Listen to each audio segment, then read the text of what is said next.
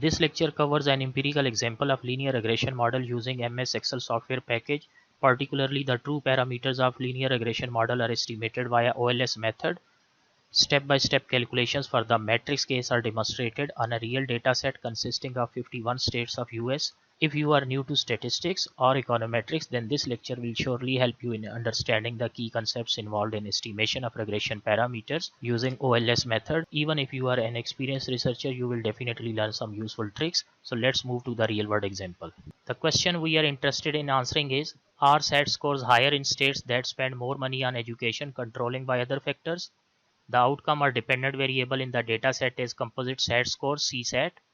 Predictor or independent variables are per pupil expenditure, primary and secondary expense variable, percentage of high school graduates taking SAT exam percent variable, median household income in $1,000 income variable, percentage of adults with high school diploma high variable, percentage of adults with college degree college variable, and finally we have the region variable.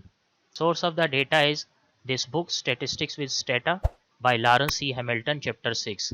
And here we have the web link as well. To demonstrate the real-world example, we have data in Excel spreadsheet with first column as state variable, the next one is the CSAT composite SAT scores, which is dependent variable in our case, and rest of the columns are independent variables. The first objective is to estimate a simple linear regression model taking CSAT as dependent variable and percentage of students who appear in the SAT exam as independent variable. So I'm going to copy these two. Right click, copy, and then move to sheet 2. Move to cell A1 and right click and choose paste.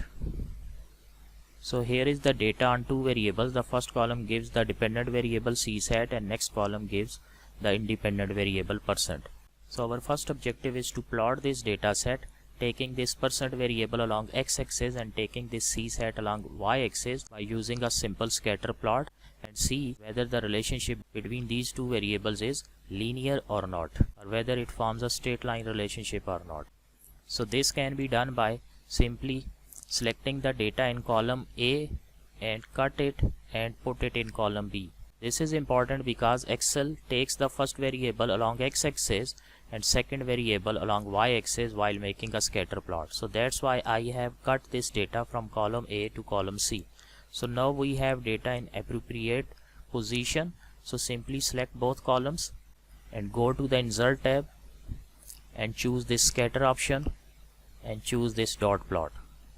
So here is the scatter plot of this data with first variable percent along x-axis and CSAT along y-axis. So from the graph we can see that the observations in CSAT, they range between 800 to 1200. In order to see this graph correctly, right click on y-axis and choose format axis.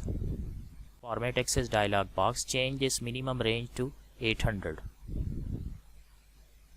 and click on here.